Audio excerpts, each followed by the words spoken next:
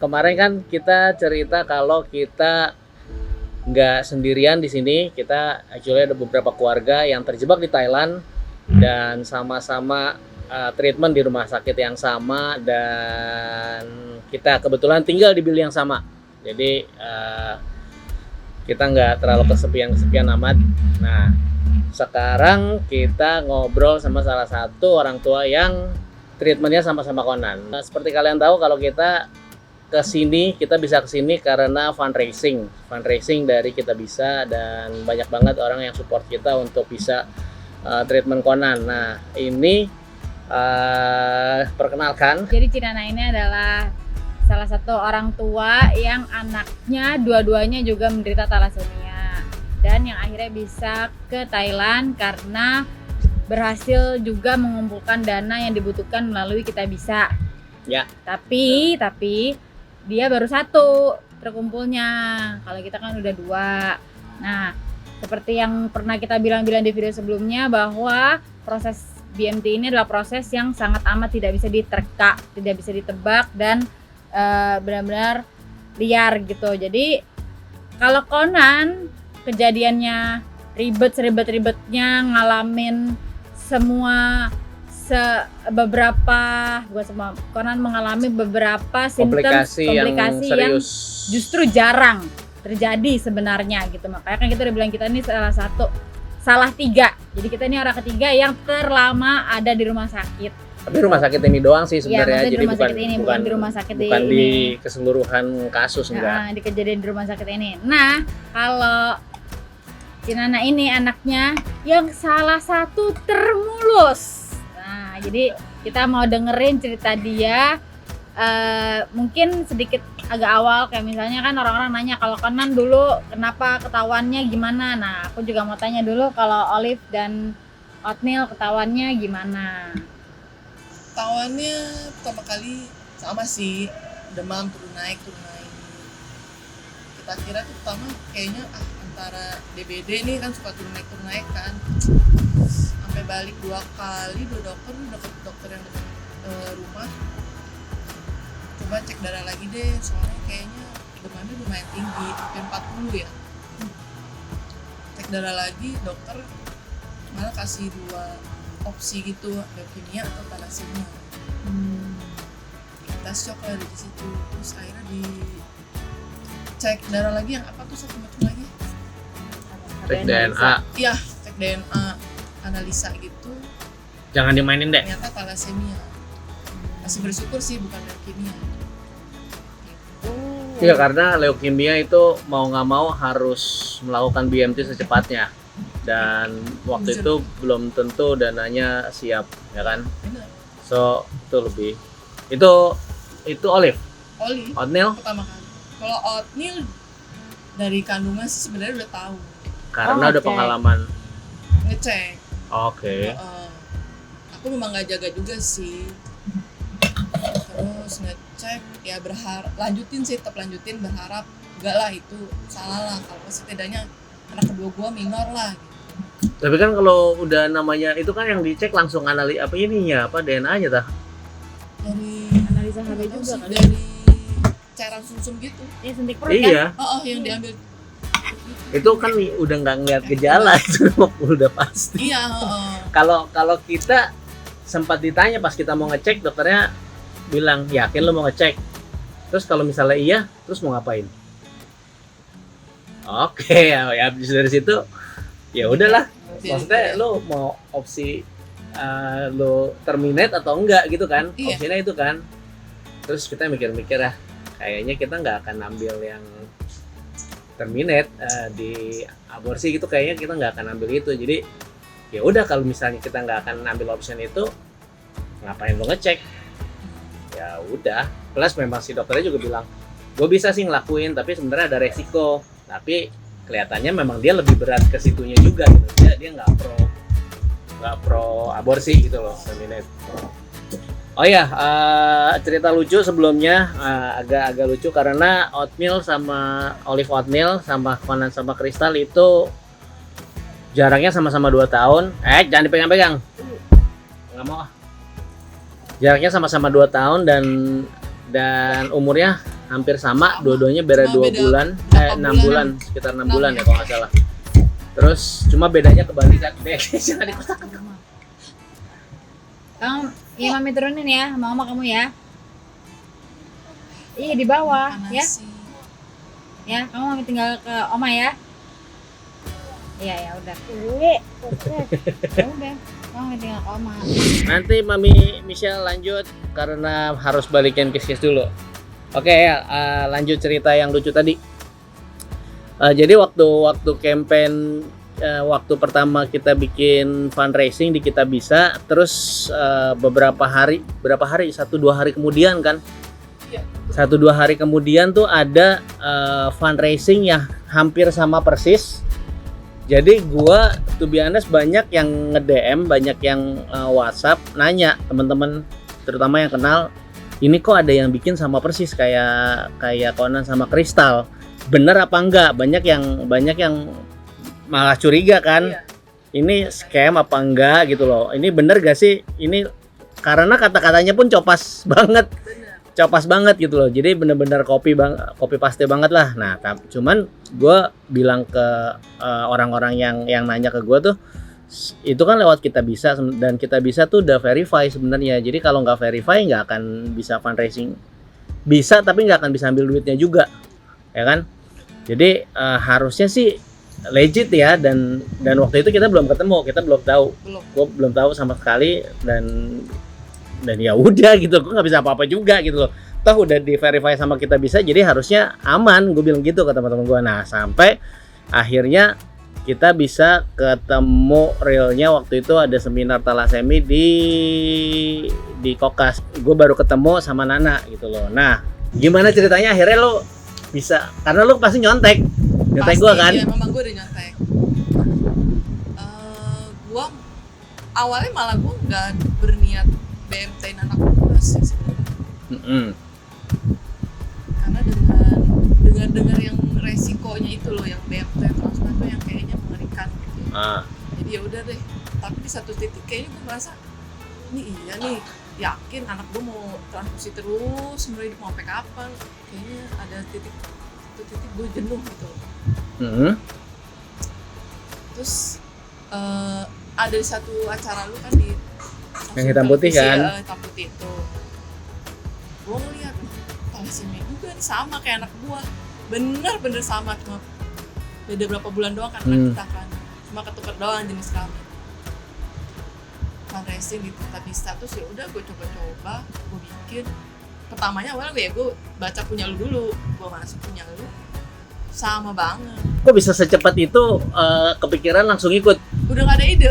Gue sebenarnya udah atau memang lu udah punya option, maksudnya udah tahu BMT dan sebenarnya udah. Enggak, gue malah belum tahu.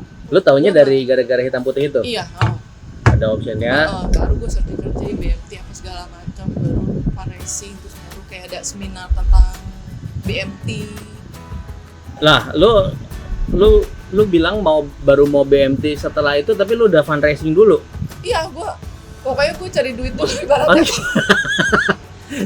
gue yang gue tahu kan BMT ini mahal, jadi gue cari duit dulu deh. Gue mau beli duit buat anak gue dulu. Tentang option BMT udah tahu? Udah, dari dokter anak gue. Oke. Awal yang si Olivia kena ini ya kasih 2 option, mau transfusi atau BMT dengan jumlah nominal yang besar dan segala konsekuensinya. Terus jadi sebenarnya pas tahu ngelihat gue di hitam putih nggak terlalu kaget, cuman memang ada orang, jadi lu kayak ngelihat ada orang yang udah take step untuk mau ke sana, dan itu motivasi lu untuk mau juga gitu nyembuhin anak gue. Oke, iya, karena memang gue juga pas tahu biayanya kayak itu jauh banget di luar jangkauan kita kan. Iya benar. Kalian bisa cek juga link Kita Bisanya, cek di link deskripsi video ini. Nah, nextnya pertama yang gue mau nanya, gimana proses Olive dari awal, plus waktu Olive mulai kan Conan tuh udah di masa kritis banget. Jadi Conan tuh mulai D0-nya itu 18 November. Olive tuh kapan? D0 di bulan Maret. Maret? Iya, pertengahan Maret. pertengahan Maret. Oke, November, Desember, Januari, Februari, Maret tuh beda 4 bulan. 4 bulan tuh Conan, kalau nggak salah waktu itu Conan udah brain seizure ya. Udah. Itu Kayaknya Conan, di Nicu ya. Nicu apa Picu? iya dipicu di PICU. Oh, waktu Conan brain seizure itu Januari, lu tuh kemo pertama, Iya, soft cam. Iya, benar. ya kan? Februari gue September. Kayak pertama datang Iya, deh, benar. pertama datang. Mau pipis. Nah, tuh, Mami mau pipis. Mau pipi. Sekarang gak usah pada ikut lo centil. Pas mulai kan lo ekspektasinya semuanya mulus, dan ketika mau jalan terus lo lihat Conan kondisinya kayak gini, apa yang lo rasain? Ya, pasti ada takutnya sih. Tapi Ada satu sisi yang mengerikan, tapi ya satu sisi ya udahlah, ikutin aja gitu loh. Ya berdoa aja sih pastilah. ya maksudnya sebelumnya kan yang nggak yang lo dengar kan juga kan waktu itu Chris lumayan mulus kan, terus Iya. ada pokoknya wah udah ada harapan banget kan, begitu yang persis sebelum lo komplikasinya gila-gilaan. Iya. Si Conan tuh gila-gilaan, dan dokter sendiri tuh sempat stres. Gue ngeliat dari cara mereka ini aja ya, mereka kelihatan sempat ada waktunya mereka tuh nggak bisa senyum juga gitu loh, tapi nekat berarti intinya. Ya, udah nekat aja lah. Terus proses Olive tuh gimana sih? Prosesnya Olive sama sih sebenarnya untuk BMT. Sama sekali mulus dari day nolnya, dari pertama mulai transplant, terus ada kayak ada virus ada mulai benar-benar confirm engraftnya, berhasil transplantnya itu berapa hari kemudian, terus berapa lama lo keluar dari rumah sakit? Oke, 12 Maret itu gue masuk. Olivia day nolnya itu sekitar di pertengahan Maret ya, gue lupa. Tapi dia engraftnya itu lumayan lama. Ada yang di day 2 minggu? Enggak, Iya, 2 minggu. 2 minggu. Oh, Oke. engraft 2 mingguan. Kita keluar itu di 40 hari lah. 38 hari, 40 hari. 38-40. 18 April kita keluar. Oke, terus setelah itu sampai sekarang Setelah itu sempat ada virus CMV. 1000 lebih. Tapi udah kasih makan obat, udah turun lagi, udah negatif.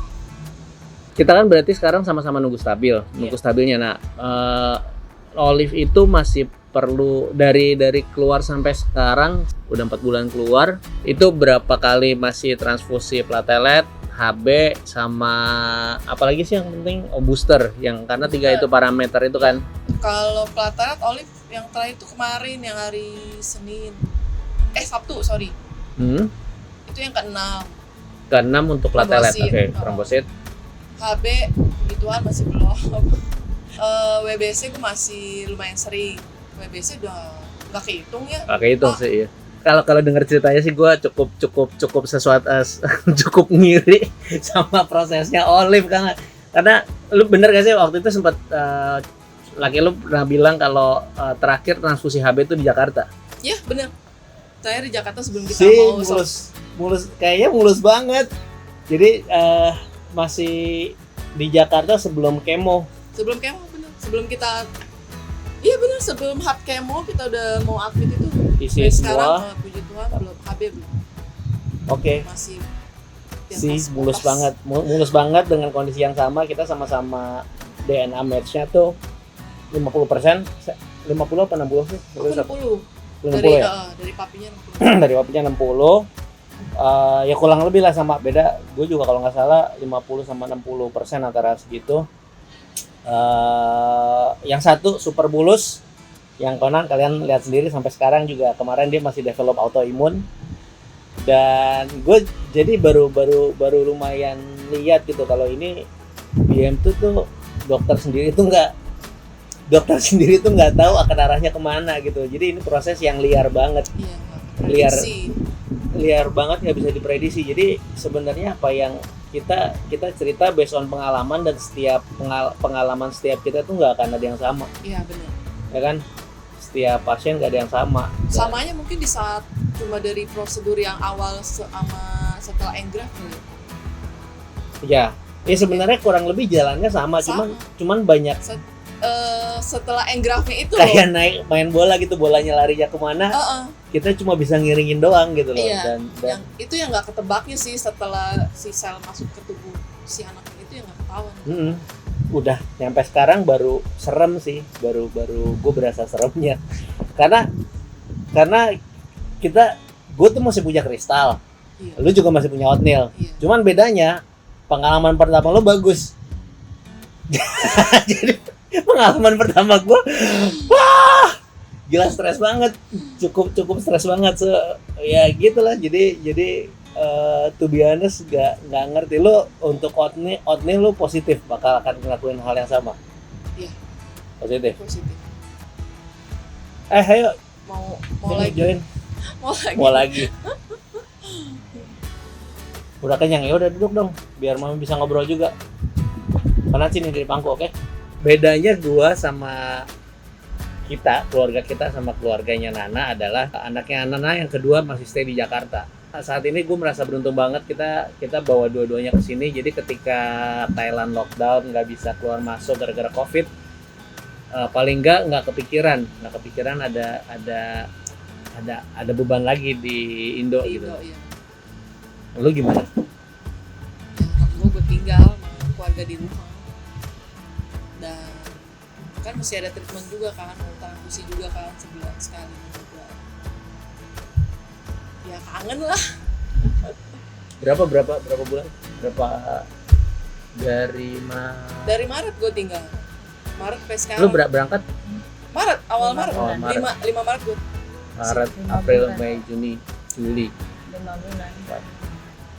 Iya, Ya, 4 bulan lebih. 4-5 bulan udah nggak ketemu, which maksudnya kalau misalnya kita tahu kalau kita tahu durasinya, paling nggak kita bisa siap-siap ya. Iya, benar. Waktu itu kita sangat unpredictable banget, COVID ini unpredictable banget. Bedanya gua sama Nana waktu fundraising, keluarga kita sama keluarga dia fundraising adalah waktu kita fundraising, surprisingly estimasi biaya dicukupkan. Estimasi biaya waktu itu untuk 2 anak. Tapi sampai saat ini biayanya cuma cukup buat Conan dan itu pun belum cukup gitu loh. Nah, coba sementara kalau Nana untuk 1 anak estimasinya nggak dapet, tapi Untuk 2 anak estimasinya nggak dapat. even 1 anak sebenarnya nggak cukup, estimasi 1 anak tuh nggak cukup. Cuman untuk 1 kali treatment ternyata cukup. Untuk 1 kali treatment ternyata cukup. Jadi estimasi biaya 2M yang kita iniin tuh sebenarnya masih kasar karena rumah sakit sendiri tuh masih estimasi rumah sakit tuh 1,5 juta kan. 3 juta, sorry. Gue dari awal dibilang siapin 1,5 kan, 3 juta baht. Nah, ya itu karena tadi prosesnya mulus, jadi nggak sampai di situ. Sementara Conan karena prediksinya nggak ada yang tahu sampai segitu, 6 kali lipat dari prediksi awal, which kita sama-sama nggak ngerti gimana cara solve-nya. Tapi dan yang serunya kita terjebak di sini, maksudnya dengan COVID kan kita sama-sama, gua nggak tahu house business, kerjaan apa segala. Karena kalau gue sendiri kerjaan juga udah stop di Indo karena COVID, dimana bisnis banyak yang bubar dan kita terjebak di sini. Kita nggak bisa, gue sendiri nggak bisa ngurus apapun, balik ke Jakarta, balik ke Indo gitu untuk survive dan figure out apapun. Kalau lu gimana? Sama. Gue juga stuck di sini, nggak bisa balik ke Lu Indo. di Indo itu berbisnis atau kerja sama Gue orang? IRT. Oke, suami lah maksudnya. Suami gue masih kerja sih, orang juga Karyawan ya. Maksudnya kantornya kena dampak lah, udah otomatis sih kena dampak. selesai atau masih berjalan tapi cut everything atau Pengurangan karyawan kayak gitu sih. status suami lu Nggak, karena kan memang secara posisi memang sulit. Kita satu nggak bisa balik, Iya. udah nggak bisa balik berarti nggak bisa produktif, nggak ada. Dan gue nggak tahu seberapa laki lu disayang sama bosnya sampai benar-benar dijaga, kan gue nggak tahu gitu loh. What happened? Udah kalau udah kayak gini kayaknya mungkin udah enggak kali. Belum ada omongan apa-apa, tapi officially ya udah nggak ada income aja gitu Iya kan. betul, udah nggak ada income. Mau balik ke Indo juga mungkin bisa, tapi balik ke sini lagi nggak bisa. Ya kita Ribet, stuck kemarin sebenarnya sempat ada good news sedikit, yaitu airport udah mulai dibuka lagi. Kita berpikir bisa normal lagi, meskipun Indo kayaknya masih red zone banget dan mungkin masih di restrict gitu. Cuman belakangan airport di Thailand juga tutup lagi, di lockdown lagi, lo tau kan? Gak tau kan, kemarin sempat dibuka dengan syarat kalau masuk tuh harus karantina dulu. Itu yang tahu. Nah, ditutup lagi sekarang. Oh, Ya udah bentar lagi ya. Yang kali ini katanya di lockdownnya lumayan parah karena ini udah percobaan kedua dibuka. Dan kalau yang ini yang kita tahu, yang gue tahu dari pihak rumah sakit adalah karena mereka ini orang Thailand yang mau pulang. Tapi waktu pulang kan pesawat tuh rame-rame sama dari warga negara lain-lain kan. Nah mereka kebetulan dalam pesawat. Kita dalam pesawat sampai sini di karantina. Waktu di karantina ya mereka ternyata jadi positif. Iya kan, ya udah pas mereka positif. Akhirnya nambah tuh. Mereka kalau nggak salah berempat deh. Terus mungkin selama perjalanan mereka mau di karantina atau gimana, pokoknya akhirnya nambah tuh. Jadi total 9 orang besoknya. Tadi kan di sini ada berapa kali 0 kan, makanya dibuka-bukain tuh. Sekarang ada penambahan. Jadi ditutup, terus kita tanya ke salah satu yang kerja sebagai international network di rumah sakit. Terus aku tanya dong, kapan nggak pergi ke luar negeri, udah ada kerjaan belum keluar, apa masih di Thailand aja gitu. Terus dia bilang kayaknya kita nggak bakal keluar sampai vaksinnya ketemu. Jadi dia bilang nggak tahu satu apa 2 tahun lagi, tapi dari pihak rumah sakit international meeting udah nggak ada secara langsung, jadi semuanya via Zoom gitu. Online dia bilang gitu. Jadi ya kita pun nggak tahu kapan, apalagi misalnya Indonesia dengan red zone dan makin red zone. Iya, maksudnya benar-benar nggak ada pengurangan gitu loh. Iya kan, nggak ada kata-kata mendingan gitu, nggak ada gitu. Jadi sama di sini sih udah nggak bakal dibuka punya gitu. Dan untungnya nggak tahu ya di semua negara begitu apa enggak, tapi di sini kita visa udah bayar sendiri apa belum? Udah bayar kemarin. Kemarin sama Covid gak bayar soalnya ya kan? Sama Covid. Sebenarnya ada berita kalau dia masih mau ngebantuin lagi, karena kan kita kan kemarin bikin pas buka. Iya, pas itu udah dibuka. Jadi kita most likely akan baru mungkin dibuka lagi kalau vaksinnya udah ketemu. Berarti kita nggak tahu sampai kapan akan ada di sini gitu loh. Nah, makanya kita juga berusaha, misalnya yang kita di sini juga lagi mikir gimana caranya berbisnis dari sini atau cari kerja di sini gitu, karena nggak ada masukan sama sekali cuy. Iya benar. That's why link kita juga akan selalu diperpanjang. If you guys want to help, nggak cuma kita, kalian masih ada ini, kalian bisa share. Linknya ada di deskripsi video ini di bawah. Reason awal kita ngelakuin BMT adalah, gue nggak tahu, ini gue cuma share point of view gue, bisa benar bisa nggak ada yang benar, nggak ada yang salah. Cuman motivasi gue ngelakuin ini adalah gue tuh mau mengeliminasi segala option yang akan dia hadapin ketika dia gede, dengan thalassemia dan tanpa thalassemia. Cita-cita Ngerti kita maksud itu gue gak? Iya. bukan sekedar supaya dia nggak berobat dan nggak transfusi gitu, tapi kalau kita ngebayanginnya dengan dia transfusi, dia tuh kayak dirantain. Kalau dia sekolah misalnya, bisa sekolah ke luar negeri tapi nggak bisa lama karena harus transfusi gitu. Jadi dia mesti transfusi di negara itu gitu kan, kayak gitu. Kalau di sini masih murah, kalau ke negaranya jauh gitu kan. Iya. Kita mikirnya kayak gitu. Ya, itu harapan aja ke depannya. Halo Kesha. Sini. Kis-kisnya Mau udah balik. kemana? Iya, kis-kisnya minta makan. Enak ya, halaman kamu luas. Dia kepengen ini. Iya. Private pool, private garden. Panannya ada bete. Mengantuk. Ngantuk dia. Ya, jadi kalau cita-cita kita itu, jadi ya Kristal sebenarnya kita juga masih mikir-mikir mau ngelanjutin apa enggak.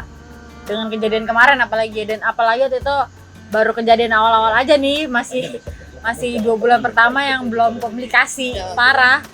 Itu bapak udah nanya, ini kalau Kristal gimana ya, kita lanjutin gak ya gitu kan. Ya lu jangan nanyanya sekarang, nggak lihat tuh Kejauhan. Aston Aslin gitu kan, mereka mah semangat aja gitu kan. Aston udah selesai meskipun Aston agak lama recovernya, ya dia mulus tapi agak lama aja recovernya kan. Semangat aja tuh lanjutin Aslinnya. Kita juga ntar lah. Iya, bulan ketiga makin parah. Bulan keempat parah banget. Bulan kelima baru mulai mendingan kan. Itu waktu ditanya di situ sih ya, kalau ditanya mau lanjutin apa enggak. Tapi kalau ngeliat nih kalau saya udah sembuh nih ntar ini apakah kita lanjutin apa enggak gitu. Ada kemungkinan lain sih. Kayak mau beptin lagi gitu kan. Karena yang lihat gitu ke depannya kalau udah selesai nih kasihan, satu masih harus ditransfusi tiap bulan, yang satu udah ada bye gitu, udah bebas free gitu. banget kan. Karena masalahnya tuh bukan cuma transfusi doang. Gue sempat bilang kalau misalnya isunya adalah cuma transfusi, gue masih fine. Sebulan sekali, 2 kali transfusi is fine. Tapi masalahnya adalah komplikasi dari transfusi itu sih, yang nggak bisa ditebak nggak justru. bisa ditebak. Jadi lu sama aja, lu deg-degan malah setiap saat. Ya, makanya maunya didek-dekinnya Ya. nyicil. Iya benar. Nyicil Mau apa? nyicil apa mau yang gabrek gitu loh deg-degan. Sebenarnya sama sih, bayar sekarang atau bayar nanti itu Sama aja. aja sih. Karena kayak itu hitungannya kalaupun ditransfusi ya. Kalau lu nggak di cover BPJS. Iya. Itu Itu sama. 7-10 tahun sama sekali BMT sama. Enggak dengan kasus kita. Oh iya bukan Dengan kasus kita bisa 20-30 tahun kali. Iya sih. Gue sih berharap kan dunia medis tetap berkembang terus. Jadi hopefully nanti siapa tahu di Indo bisa juga Iya. dilakukan. Siapa tahu ada metode lain yang lebih aman untuk apa ya, masalah ini, karena di Indo tuh udah parah banget. Maksudnya parah banget yang ketahuan aja banyak. Halo. Oke, ada datang lagi satu lagi di sini. Halo. Next Apa guest kabar? kita. Nextnya kita ngobrol sama bapak ini, Next oke? guest kita. Banyak cerita seru yang sudah Disiapkan. disiapin. Kita di sini ada 3 keluarga yang Tanah sini. 2 anak, dua anak Iya. perlu di BMT. Iya benar. So, Terus Cece, Oo sama AA. Oh iya. Benar. Panang Kristal, Olive Olive Oatmeal, Oatmeal, Ashlyn Aston. Gua rasa udah cukup panjang ngobrol kita, point of view kita intinya buat kita tetap worth it dan kita tetap fight buat anak-anak kita. For a better future. Iya. Selalu Yap. itu di kepala kita. At least harapan kita Indonesia Bisa lah. lebih advance. Seriously, gua amazed Jauh. gimana jauh banget secara medikal tuh jauh banget. Iya. Dan ya wish kita Indonesia nextnya bisa ngelakuin BMT dan dengan lebih murah, of course.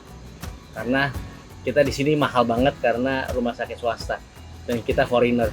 Udah sampai situ, jangan lupa kita punya link, kita bisa, kalau buat kalian mau support, feel free to support, share linknya dan doain kita ya. Oke. See you next update. Bye bye.